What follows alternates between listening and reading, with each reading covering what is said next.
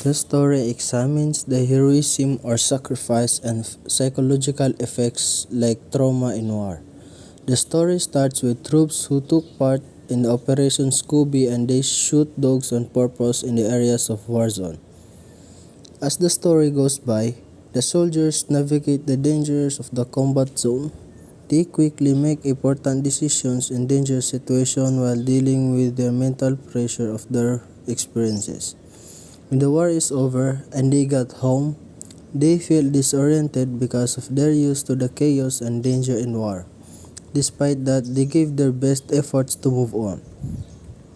After their weekend partying in Ireland, the writer is expressing feelings of guilt and reminiscing about their comrades, particularly Ichilots.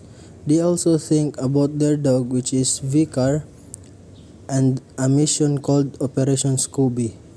They discuss the difficulty of killing people in war and recount a disturbing incident with an insurgent.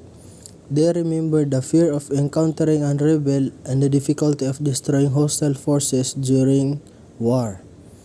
The author's weary and nervous wife reflects on the hardships of combat and the adjustment from military duty to civilian life.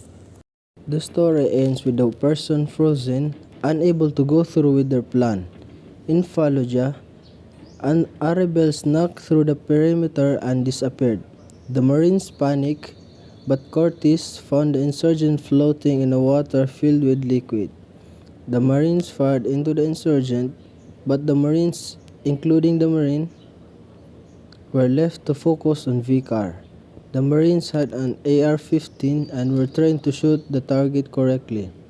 They focused on Vicar and the sights, but Vicar disappeared into a gray blur.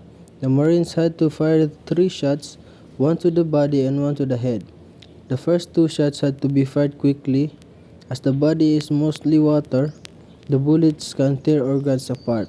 The Marines shoot Vicar through his chest and skull, each shot coming quickly after the last, so he could recover.